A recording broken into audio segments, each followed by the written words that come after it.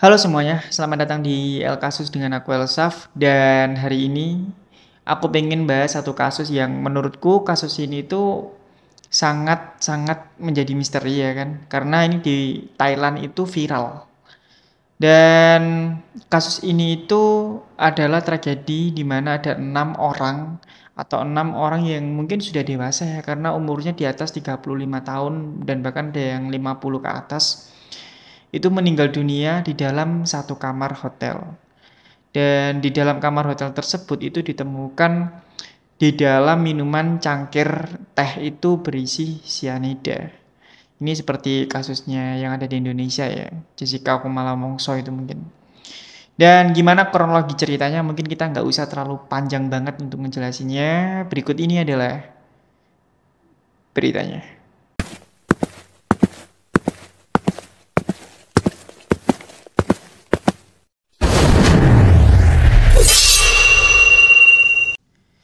Ini adalah sebuah case yang masih menjadi misteri dan bahkan ada banyak orang yang mempunyai spekulasi soal kasus ini.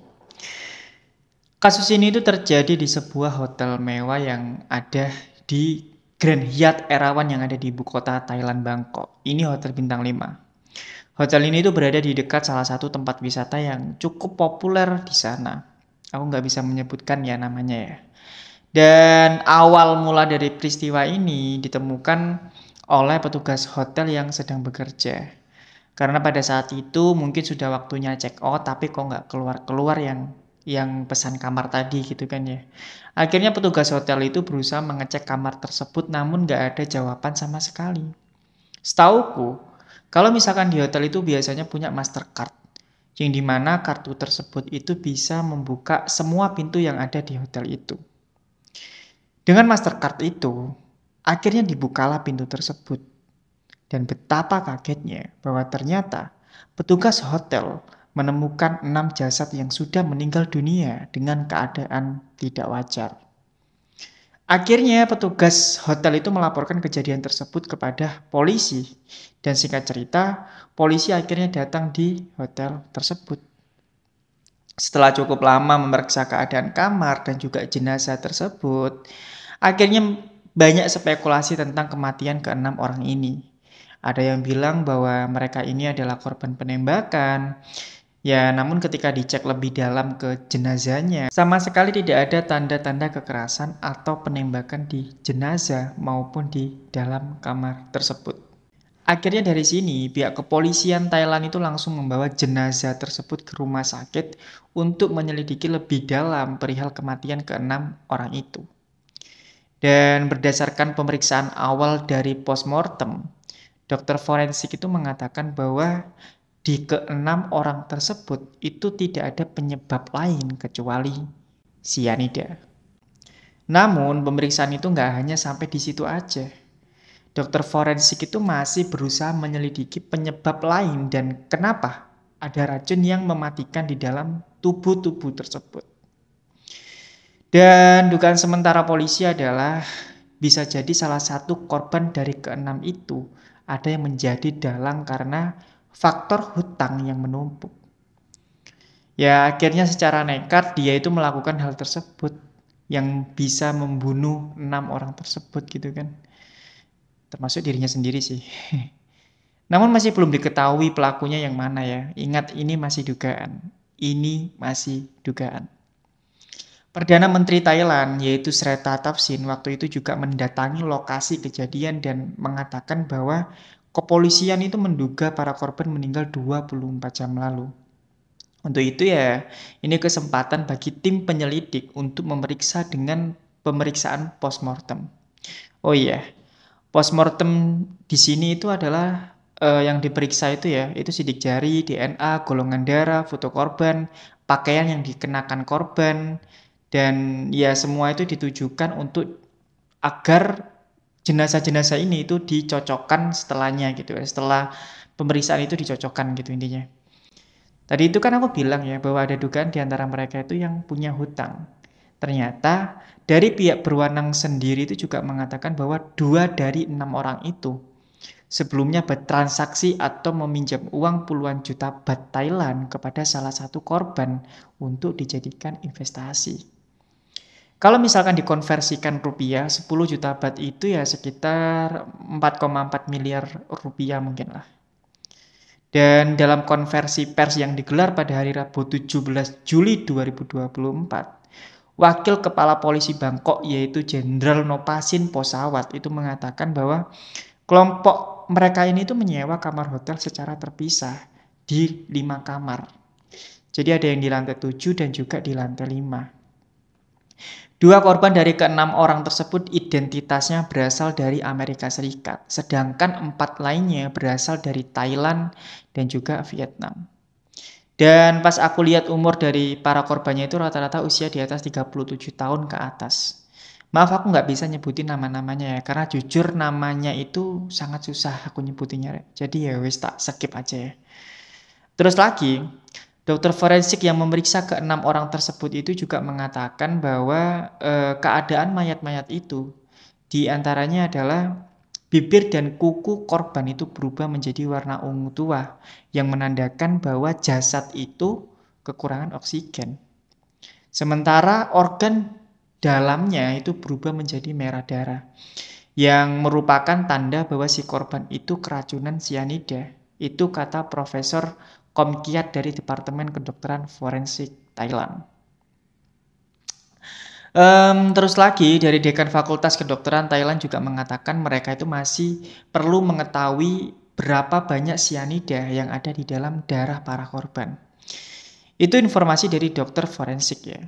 Sekarang kita coba bedah hasil penyelidikan sementara dari polisi. Dan sejauh ini menurut polisi itu motifnya sudah jelas. Ya tadi itu ada 2 orang korban yang meminjam uang di salah satu korban yang meninggal juga itu kan. Terus menurut polisi mereka berenam kumpul di sebuah kamar lantai 5 dan memesan makanan dan juga teh. Petugas pelayan yang mengantar makanan pada waktu itu menuju kamar hotel sekitar pukul 14.00. Setelah itu kata pelayan yang mengantar makanan tadi itu bilang bahwa orang yang menerima makanan tersebut tidak banyak bicara dan terlihat wajahnya stres. Yo kayak pucet gitulah ya mungkin. Dan kemudian pantauan dari CCTV, 5 orang lainnya itu masuk di dalam kamar tersebut di antara pukul 14:03 dan 14:07. Ya bisa dibilang ini menjadi ada jeda waktu di sini lah ya. 37 menit itu lumayan lah. Kemungkinan jeda waktu inilah penerima makanan itu memberikan sianida. Ini dugaan. Dan memang dugaan polisi ini dibuktikan dengan jejak ke-6 cangkir teh yang disuguhkan waktu itu. Berikut ini aku punya foto makanan yang sudah dirilis oleh polisi ya. Dan bahkan masih rapi banget gitu. Dan ini fotonya.